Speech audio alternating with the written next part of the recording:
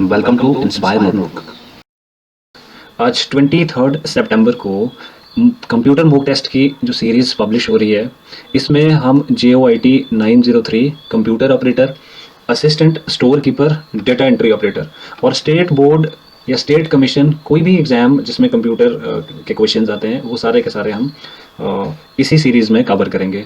और mock test या MCQ based question के साथ साथ जितने भी कोर कॉन्सेप्ट्स हैं, किसी भी क्वेश्चन से रिलेटेड कोई भी फैक्ट्स हैं, वो एक एक करके हम डिस्कस करेंगे। तो चलिए स्टार्ट करते हैं। और हाँ, एक बहुत इंपॉर्टेंट बात, इस क्वेश्चन के लास्ट में आप लोगों को, या जो भी हमारा जो वीडियो है इसके लास्ट में आपको एक क्वेश्चन पूछा जाएगा, तो कमेंट सेक्शन में उसका आपने आंसर मुझे बताना है। तो स्टार्ट करते हैं। First question is, let me choose the best colour for annotation. The first is, the computer is the term or the word computer is derived from. Answer है लैटिन वर्ड। देखो, Latin word में computer का मतलब होता है compute, और Latin में ही एक कंप्यूटरे करके एक वर्ड है जिसका मतलब होता है टू कंप्यूट। तो उसी से ही इनहेरिट किया ये वर्ड, लैटिन के कंप्यूटरे से, या कंप्यूट भी आप कह सकते हैं। तो कंप्यूटर मतलब ऐसी मशीन जो कैलकुलेट कर सके, क्योंकि स्टार्टिंग में जो कंप्यूटर थे they were meant to calculate only, तो इसलिए ये लैटिन है इसका correct answer. Second is, who is inventor of difference engine? Correct answer is Charles वेबेज।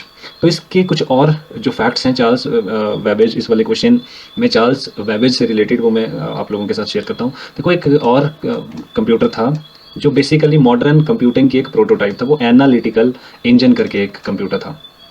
इन्होंने क्या किया था, चार्ल्स वेबेज ने एक डिफरेंस इंजन और एक एनालिटिकल इंजन, दो कंप्यूटर, मतलब एक डिकेड के गैप में 1830 मिड 1830 के अराउंड इन्होंने ये डिज़ाइन किए थे। ये प्रोग्राम्स बेसिकली कैलकुलेटर्स थे, अर्थमेटिक कैलकुलेशंस परफॉर्म करते थे।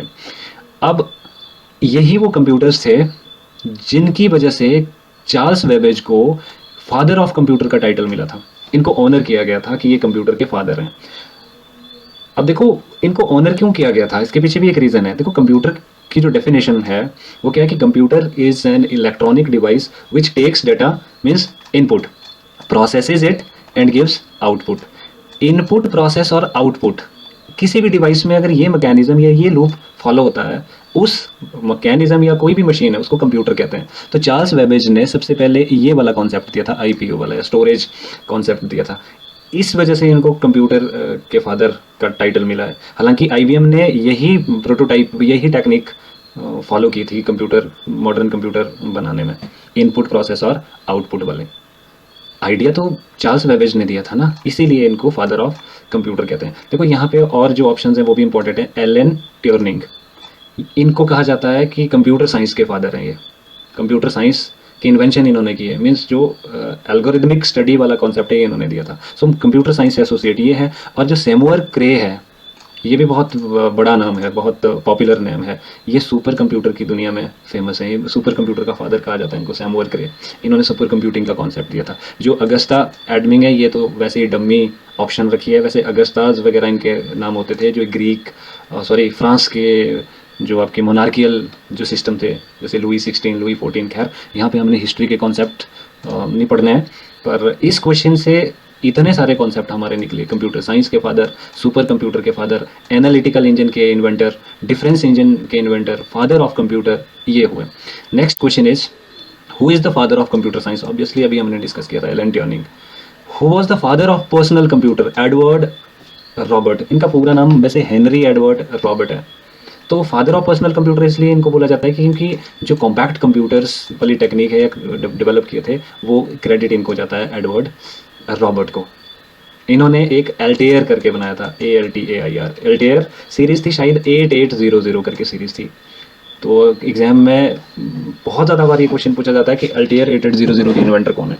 सो then you need to mark the answer, Henry Edward Robert. So CPU contains, next question, control unit and arithmetic logic unit. ये इसका करेक्ट आंसर। देखो, बाकी क्यों नहीं है इसके आंसर ठीक? CPU में कार्ड रीडर थोड़ी ना होता है, प्रिंटिंग डिवाइस थोड़ी ना होता है। देखो, ये तो बिल्कुल एब्सोल्युटली रॉन्ग है। एनालिटिकल इंजन और कंट्रोल यूनिट भी नहीं होगा। बताओ क्यों नहीं होगा? अभी मैंने बताया कि एनालिटिकल इंजन तो एक मैकेनिकल कंप्यूटर था जिसको चार्ल्स वेबेज ने बनाया था, तो CPU का कंपोनेंट थोड़ी ना होगा वो। और यहाँ पे देखो, फिर से कार्ड रीडर दे दिया। यहाँ स्टार्टिंग में दिया था, बाद में दे दिया, तो ऑप्शन हमारे पास यही बचती है कि कंट्रोल यूनिट और अर्थमेटिक लॉजिक यूनिट है। Seventh question is which of the following controls the process of interaction between user and operating system.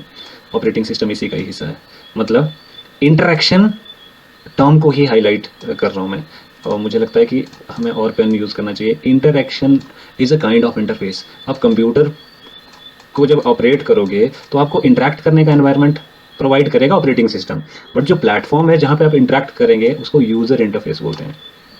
So user interface is the correct answer. Language translator होते हैं जो language को translate करते हैं, जैसे सी language है, वो मशीन लैंग्वेज में कन्वर्ट करना है उसको, या जावा है, पाइथन है, C++ है, या C# है। हाई लेवल लैंग्वेज जितनी भी हैं उनको बाइनरी लैंग्वेज में कन्वर्ट करना होता है या मशीन लैंग्वेज में कन्वर्ट करना होता है। जो यूटिलिटीज़ इन लैंग्वेजेस को, बोले तो हाई लेवल लैंग्वेजेस को लो लेवल लैंग्वेज में कन्वर्ट करेंगे, उनको हम लैंग्वेज ट्रांसलेटर कहते हैं। ठीक है जी। और स्क्रीन सेवर, जो सबसे ज़्यादा कन्फ्यूज़न बच्चों को क्या होता है, सर स्क्रीन सेवर जो हैं वो स्क्रीन में पावर सेविंग का काम करते हैं या हमारे फ़ोन में पावर सेवर का काम करते हैं। मैं बता दूं, पावर सेवर नहीं, पावर ड्रेन करते हैं स्क्रीन सेवर्स। एग्जाम्पल से डिस्कस करते हैं। सपोज़ आपके पास मोबाइल फ़ोन है, आप कोई किंडल रीड कर रहे हो या पैराग्राफ रीड कर रहे हो, इसका स्क्रीन आउट टाइम होता है आपके मोबाइल फ़ोन का, सपोज़ आपका 15 सेकंड है या 30 सेकंड्स है, तो 30 सेकंड्स तक रीड करने के बाद क्या होता है कि कंप्यूटर की स्क्रीन इट गोज़ ऑफ हो जाती है। आपको क्या करना पड़ता है, या तो स्मार्ट आई वाला फीचर एक्टिवेट करो अपने फ़ोन का, मीन्स जब तक आप स्क्रीन देख रहे हो तो वो स्क्रीन ऑफ नहीं होगी, या तो स्क्रीन टाइम बढ़ा दो। कंप्यूटर में भी ऐसा ही होता है कि आप चाहते हैं कि आपके मॉनिटर की स्क्रीन है वो आइडल जब कंप्यूटर होता है तो वो बंद ना हो जाए, तो स्क्रीन को स्लीप मोड में मतलब जाने से प्रिवेंट करने के लिए स्क्रीन सेवर का यूज़ होता है। So screen saver prevents the screen from going into sleeping mode. तो ये है। अब इंटरेक्शन ना स्क्रीन सेवर से होगी ना लैंग्वेज ट्रांसलेटर से होगी, तो राइट आंसर इज आपका यूज़र इंटरफेस इंटरेक्शन होगी। Okay, so next question is the first computers were programmed using, वो मशीन लैंग्वेज से इनको प्रोग्राम किया गया था। फर्स्ट जनरेशन, फर्स्ट GLB बोलते हैं इसको, कंप्यूटर की जो फर्स्ट जनरेशन की लैंग्वेज है वो बाइनरी लैंग्वेज है। सेकंड जनरेशन की असेंबली लैंग्वेज थी आपकी। देखो सोर्स कोड भी इसमें ऑप्शन दी है, तो सोर्स कोड क्या है? सोर्स कोड जो कोडिंग लैंग्वेजेस हैं हमारी, जैसे अभी मैंने बताया था आपको सी लैंग्वेज है, सभी ने सी लैंग्वेज में जो हम कोड करेंगे, इंस्ट्रक्शंस लिखेंगे, जो कोडिंग लिखेंगे, प्रोग्राम्स को एग्जीक्यूट करने के लिए जो कोड लिखेंगे, that code is called source code. समझ आया? जो प्रोग्रामर, जैसे तुम प्रोग्रामर बन गए तो जो तुम कोडिंग करोगे वो कोडिंग होगी सोर्स कोड। वो कोडिंग डायरेक्ट कंप्यूटर को नहीं समझ आती है। अभी मैंने आपको यहाँ पे बताया था लैंग्वेज ट्रांसलेटर क्या करते हैं। लैंग्वेज ट्रांसलेटर करते हैं कि जो हमने कोडिंग लिखी है उसको कंप्यूटर समझे, कंप्यूटर इक्विवेलेंट लैंग्वेज में कन्वर्ट करते हैं वो कोड को। जैसे अभी मैंने बताया लो लेवल लैंग्वेज में कन्वर्ट करेंगे, सो लो लेवल लैंग्वेज हुई कंप्यूटर की understandable language. High level language हुई जिस पे हम कोडिंग करेंगे। तो हम जिस लैंग्वेज में कोडिंग करेंगे वो तो कोई भी लैंग्वेज हो सकती है, बट वो जो कोडिंग होगी उसको हम सोर्स कोड कहेंगे।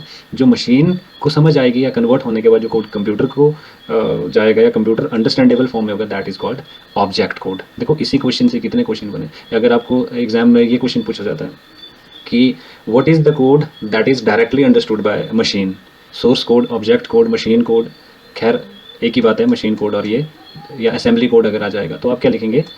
Object code. ठीक है? या वो code that user rights using any of the language, तब आप क्या लिखोगे? Source code. समझ आ रहा है ना कि मैं क्या बोल रहा हूँ? Next is dash is a combination of hardware and software that facilitate sharing of information. देखो शेयरिंग ऑफ इन्फॉर्मेशन या शेयरिंग ऑफ रिसोर्स कहीं पे भी आए आप लोगों को, तो आंसर नेटवर्क है। नेटवर्क क्या है? एक inter connection of several nodes, बहुत सारे कंप्यूटर की इंटर कनेक्शन को। अब इतने सारे कंप्यूटर आपस में इन्फॉर्मेशन शेयर करते हैं या तो रिसोर्स शेयर करते हो, या कॉमनली एक किसी हार्डवेयर को शेयर करेंगे, वो तो नेटवर्क होता है। देखो पेरिफेरल क्यों नहीं है इसका आंसर? पेरिफेरल हार्डवेयर और सॉफ्टवेयर का एक कॉम्बिनेशन थोड़ी ना है। पेरिफेरल होते हैं वो डिवाइस जो कंप्यूटर के साथ अटैच होते हैं, जैसे वेब कैम है, माउस है, प्रिंटर है, वो हार्डवेयर जो अटैच हैं computer, those are called peripherals. Expansion board भी इसका आंसर नहीं होगा। एक्सपेंशन बोर्ड क्या होता है? कई बार इस पर भी क्वेश्चन पूछा जाता है। मदर बोर्ड में सपोज करो you want to extend RAM, वहाँ पे एक स्लॉट होगा मदर बोर्ड पे उसको रैम को बढ़ाने के लिए, तो वो होगा एक्सपेंशन स्लॉट। या मदर बोर्ड पे सपोज करो आपने वाईफाई का कार्ड इंस्टॉल करवाना, जिस मदर बोर्ड के जिस स्लॉट पे आप वाईफाई का कार्ड लगाओगे दैट इज़ एक्सपेंशन स्लॉट। तो जो कार्ड लगा होगा उस कार्ड को हम एक्सपेंशन बोर्ड भी कह सकते हैं। या ग्राफिक कार्ड आपने ऐड करना, तो वो एक्सपेंशन बोर्ड होता है, वो मदरबोर्ड में जो एक्स्ट्रा बोर्ड लगता है। डिजिटल डिवाइस तो आपको पता है कि कंप्यूटर डिजिटल डिवाइस है, इसका कोई शेयरिंग इन्फॉर्मेशन या हार्डवेयर सॉफ्टवेयर या रिसोर्स शेयरिंग से कोई लेना देना नहीं है। तो इसका जो आंसर है दैट इज़ नेटवर्क। ठीक है। 10वां question, coded entries which are use to gain access to a computer system. देखो गेन एक्सेस का मतलब क्या हुआ, इसको एक्सेस बोलते हैं, कई बच्चे इसको असेस पढ़ते हैं। Access means to retrieve, to fetch, computer को ऑपरेट करना, वो हुआ कंप्यूटर ने आपको एक्सेस दे दिया, आप कंप्यूटर में काम करना स्टार्ट कर रहे हो। तो जब आप कंप्यूटर में आपको कंप्यूटर ऑपरेट करने का आपको एक्सेस मिला, जो कोडेड एंट्री की वजह से मिला, वो कई बार पासवर्ड्स वगैरह या पैटर्न्स वगैरह हम कंप्यूटर में लॉक लगवाते हैं, तो जो ब्रॉड टर्म है वो उसके लिए पासवर्ड है कि कोडेड एंट्रीज जिससे हमें कंप्यूटर का एक्सेस मिलता है वो पासवर्ड है। इनमें से ये कोई भी नहीं है। अच्छा, ये क्वेश्चन आप लोगों के लिए है, इसका आंसर आप दोगे, दिस इज़ फॉर यू। अब कमेंट सेक्शन में इस क्वेश्चन का आंसर मुझे देंगे।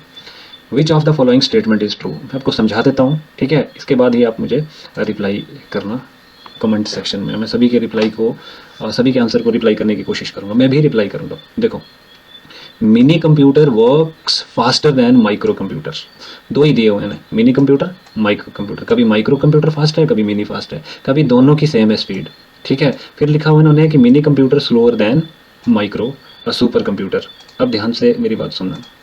देखो, माइक्रो कंप्यूटर्स हुए जो आजकल आप जैसे डेस्कटॉप यूज़ कर रहे हैं या आप लोगों के पास लैपटॉप है ना, इनको बोलते हैं माइक्रो कंप्यूटर्स। ध्यान रहे, माइक्रो कंप्यूटर्स हुए या तो डेस्कटॉप या तो लैपटॉप। मिनी कंप्यूटर क्या होते हैं, देखो वेबसाइट्स, छोटी मोटी वेबसाइट डिप्लॉय करनी, सर्वर वर्वर अगर आप लोगों ने सपोज करो इंस्टॉल करना, तो एक बड़े साइज़ का CPU लगता है, बड़े साइज़ के कंप्यूटर्स वगैरह लगते हैं। अब फ़र्क क्या है, सपोज़ करो ये लैपटॉप और इसमें आपका एक प्रोसेसर है, इसमें 4 या 5 प्रोसेसर होंगे। मिनी कंप्यूटर साइज़ में बड़ा है और प्रोसेसिंग में भी डिफरेंट है, क्योंकि इसमें ज़्यादा प्रोसेसर लगे, मिनी कंप्यूटर में कम लगे। और जो ये सुपर कंप्यूटर है, आप इमेजिन भी नहीं कर सकते हैं, जैसे सपोज़ करो एक लैपटॉप में अगर ऑक्टा कोर है तो इसमें 100 से भी ज़्यादा ऑक्टा कोर लगे होंगे। तो जाहिर सी बात है कि इसकी स्पीड कैसी होगी, ये आप लोगों ने मुझे कमेंट सेक्शन में बताना कि इनमें से कौन सी स्टेटमेंट्स ट्रू हैं। एक भी हो सकती हैं या दो भी हो सकती हैं। Thanks for watching, thank you so much, have a great day.